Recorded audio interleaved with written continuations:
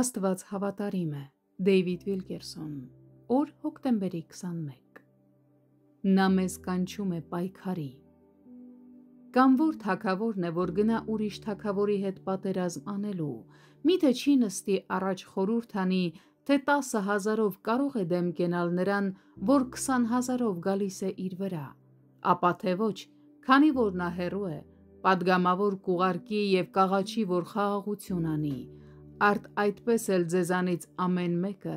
որ իր բոլոր ինչքիցը չհրաժարվի, չի կարող ինձ աշակերտ լինել։ Ղուկաս 14:31-33 խոսքեր։ Ենովքը մարգարեացել է, ահա Տերը եկավ իր բյուրավոր սրբերով։ Հուդա 14 խոսք։ Սուրբ Գիրքն ասում է, որ մենք Տիրոջ թագավորներն ու քահանաներն ենք և ներկայացնում ենք այս բյուրավորներին, ովքեր պատերազմում են սատանայի բանակի դեմ։ Սատանան կռվում է մեր դեմ, որովհետև շատ է ատում մեզ։ Մենք պետք է պատրաստ լինենք գալիքին, պատրաստ լինենք մեր օրերն անցկացնել հոգևոր պատերազմում։ Մենք պետք է գիտակցենք, որ անօրենության հեղեղ է թափվում Աստծո ժողովրդի վրա։ Ավելին, մենք պետք է գիտակցենք, որ Քրիստոսի մեջ մենք անպարտելի ենք։ Գրված է. ավելի մեծ է նա, որ ձեզանում է, քան թե նա, որ աշխարհի մեջ է։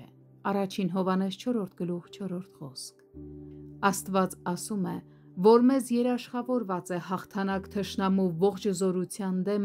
քանի որ ամբողջ երկնային զորքերը պայքարում են մեզ համար։ Թող Աստված մեզ էլ առավել լցնի Սուրբ Հոգու զորությամբ, որպեսզի մեզանից յուրաքանչյուրը կարողանա աղաղակել աշխարհին և դժոխքի բոլոր հորդաներին։ Ով կբաժանի մեզ Քրիստոսի սերիցը։ Այս ամեն բաներումն առավել ևս հաղթում ենք նրա միջոցով, որ մեզ սիրեց, որովհետև հաստատ գիտեմ, որ ոչ մահը,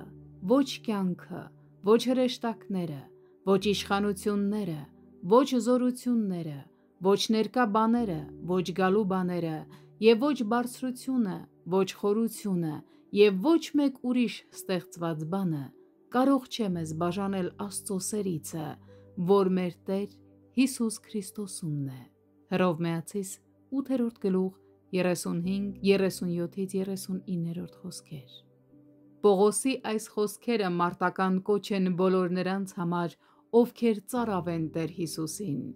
Սատանան ունակ չէ կանգնեցնել Տիրոջը վստահող որևէ հավատացյալի։